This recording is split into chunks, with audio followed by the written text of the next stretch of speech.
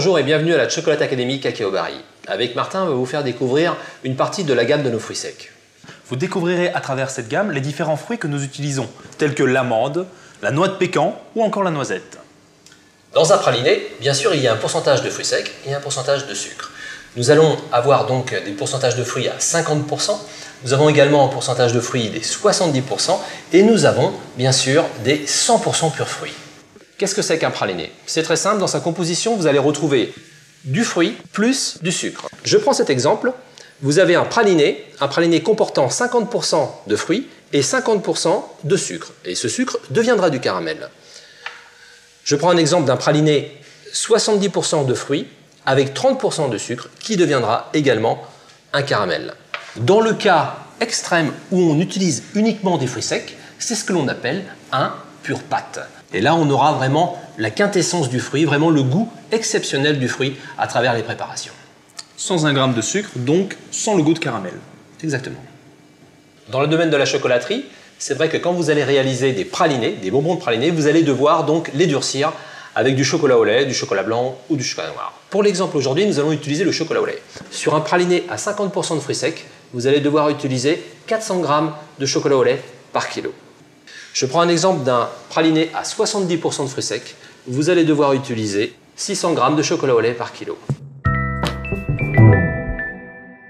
Et je prends le troisième exemple, le pur pâte, le pur fruit, le pur pâte. Donc vous allez devoir utiliser tout simplement autant de chocolat au lait que de pur pâte. 1 kg pour 1 kg.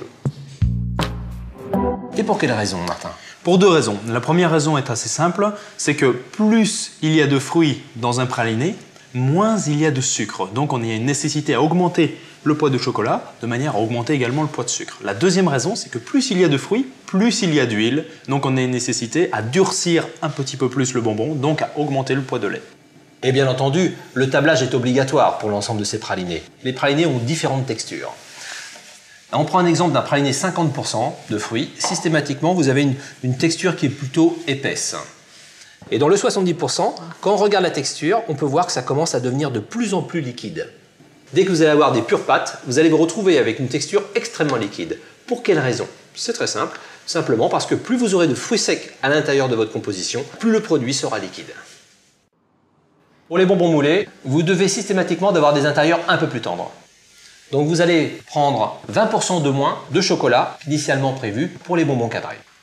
Voilà Philippe, donc ici dans la poche, nous avons fait un mélange donc de 1 kg de pure pâte avec 800 g de chocolat au lait. Bien entendu, nous l'avons tablé à 24 degrés. Et là, je garnis les barres snacking. Le moule, nous allons le laisser cristalliser pendant une douzaine d'heures avant d'obturer nos barres. Comme vous l'avez constaté, dans les recettes à base de fruits secs, ce qui est important, c'est la quantité de chocolat au lait par rapport au pourcentage de fruits secs. Exactement. Et dans le cas d'un bonbon moulé, on réduira toujours de 20% cette quantité de chocolat au lait par rapport à une recette de bonbons cadrés. Bien entendu, vous retrouverez l'ensemble de nos produits à travers le catalogue Cacao Barry. Et l'ensemble de nos recettes et vidéos sur cacaobarry.com.